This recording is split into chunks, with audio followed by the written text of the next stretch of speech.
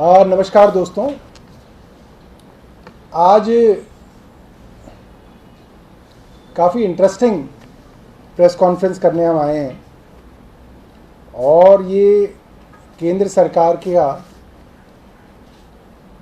बड़ा चहेता डिपार्टमेंट है, इनकम टैक्स डिपार्टमेंट, आयकर विभाग इससे संबंधित है और बड़ी हास्यास्पद घटना हुई है कि हमारी पार्टी के अंदर जानी मानी हमारी नेता आतिशी जी को इनकम टैक्स डिपार्टमेंट ने नोटिस दिया है और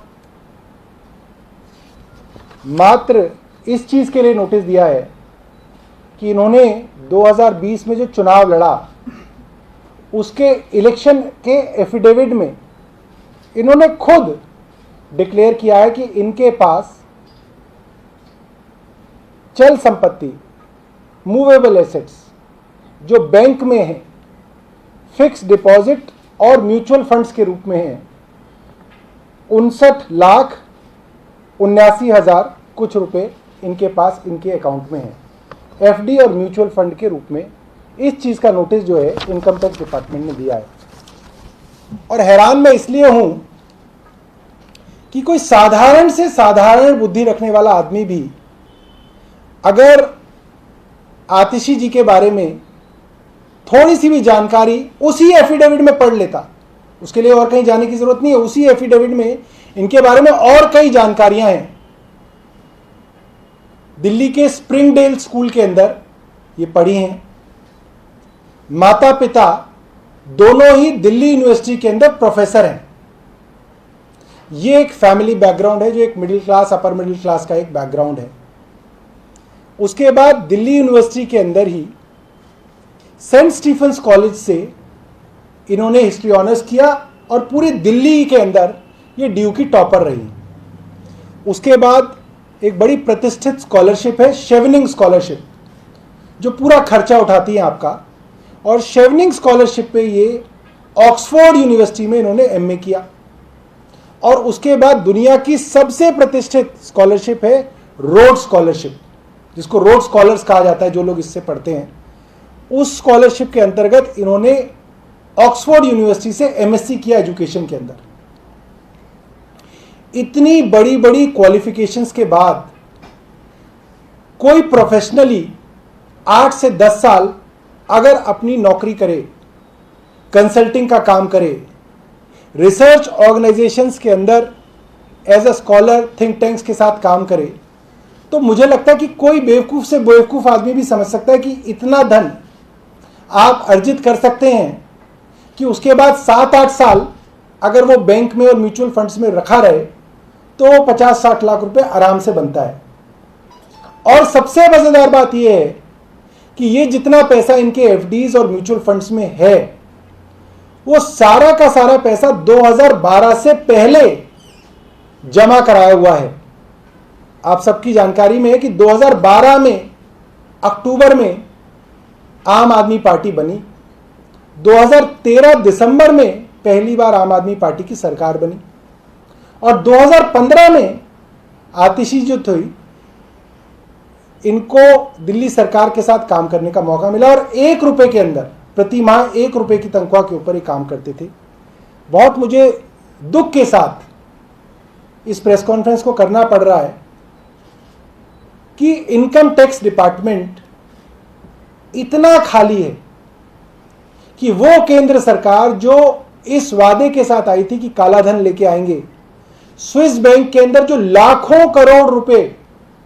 भारत का कालाधन जमा है उसको लेके आएंगे, आज उनके हालात इतने बिगड़ गए हैं कि 60-60 लाख रुपए की डिक्लेरेशन के ऊपर ये इनकम टैक्स के नोटिस भेज रहे हैं। हमारा सीधे तौर पे ये मानना है, एक तो वैसे ही भारत के अंदर हमारी राजनीति इस तरीके की है कि पढ़े लिखे प्रोफेशनल युवा और खास तौर पे महिलाएं राजनीति के अंदर आना पसंद नहीं करती, क्योंकि उनके लिए आना ही बहुत मुश्किल है, सर्वाइव करना बहुत कठिन है। जो महिलाएं ज़्यादातर हम राजनीति में देखती भी हैं, वो भी बहुत सारी महिलाएं उसमें ऐसी हैं जिनको विरासत में वो राजनीति मिली, तो वो पैट्रनेज मिला जिस वजह से वो स्थापित हो पाई। बहुत कम लोग हैं जो अपने बलबूते पे बिना किसी राजनीतिक पारिवारिक बैकग्राउंड के वो लोग आते हैं, और उनके साथ अगर भाजपा की केंद्र सरकार ही करती है तो मुझे लगता है कि ये भाजपा का महिला विरोधी चेहरा, सेक्सिस्ट, एक सेक्सिस्ट और शॉविनिस्ट पार्टी के रूप में भाजपा अपने आप को दिखा रही है, अपने आप को स्थापित कर रही है। और आम आदमी पार्टी इनकी घोर निंदा करती है, और हमें लगता है कि ये बहुत शर्मनाक है कि इस तरीके का काम करने के लिए केंद्र सरकार ने इनकम टैक्स विभाग को छोड़ा है। मैं आतिशी जी से कहूँगा कि वो जो है इसके बारे में अपना एक पक्ष रखें।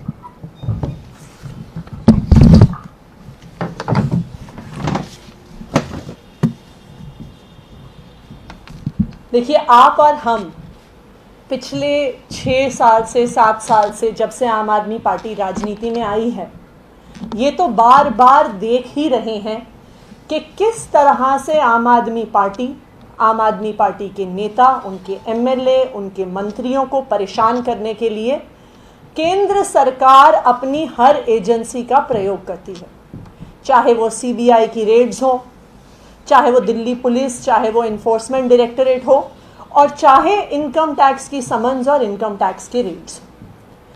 केंद्र सरकार ने अपनी कोई एजेंसी नहीं छोड़ी है जिसके माध्यम से वो आम आदमी पार्टी के पीछे पड़ी रहती है। चाहे आम आदमी पार्टी के नेता हो, चाहे दिल्ली में चल रही हमारी सरकार हो, लेकिन उनकी हर कोशिश के बावजूद इतने सालों में वो एक गलती नहीं ढूंढ पाए हैं, एक केस नहीं सस्टेन कर पाए हैं आम आदमी पार्टी के किसी नेता के खिलाफ। ये जो इनकम टैक्स का नोटिस है, ये भी उसी में अगली कड़ी है जहां पे भाजपा को लगता है कि वो जो पढ़े लिखे लोग राजनीति में आते हैं, जो प्रोफेशनल लोग राजनीति में आते हैं, उनको इन नोटिसेस के माध्यम से डरा सकते हैं, धमका सकते हैं और चुप करा सकते हैं। मैं भाजपा की केंद्र सरकार को कहना चाहूंगी कि हम आपकी धमकियों से डरने वाले नहीं हैं। हम लोग, चाहे मैं हूं, चाहे सौरभ हैं, चाहे हमारे पार्टी के बहुत सारे नेता हैं जो अलग अलग फील्ड से अपनी नौकरियां छोड़ के राजनीति में आए हैं, इसलिए आए हैं क्योंकि हम देश की राजनीति बदलना चाहते हैं। और भाजपा की इन खोखली धमकियों से हम डरते नहीं हैं। दूसरी बात, भाजपा के नेताओं के पास कुछ छुपाने के लिए होगा, क्योंकि उनके पास और उनकी पार्टी के पास संपत्ति कैसे आती है ये किसी को बताने की जरूरत नहीं है। हमारे पास एक भी चीज छुपाने के लिए नहीं है। जिस तारीख को इनकम टैक्स डिपार्टमेंट बुलाएगी, जहां बुलाएगी, जितने सालों के वो बैंक अकाउंट्स के डिटेल्स चाहेंगे, हम एक एक कागज में लेकर जाऊंगी, क्योंकि मेरे पास छुपाने के लिए कुछ नहीं है। और मैं भाजपा को ये चैलेंज देना चाहती हूं कि जिस तरह से हम अपने सारे बैंक अकाउंट्स, अपनी सारी प्रॉपर्टी को पब्लिक करने के लिए तैयार हैं, क्या भाजपा के नेता भी ये करने को तैयार हैं? या वो सिर्फ इनकम टैक्स को और ईडी को और दिल्ली पुलिस को, आम आदमी पार्टी के नेताओं को परेशान करने के लिए छोड़ना चाहते हैं? धन्यवाद।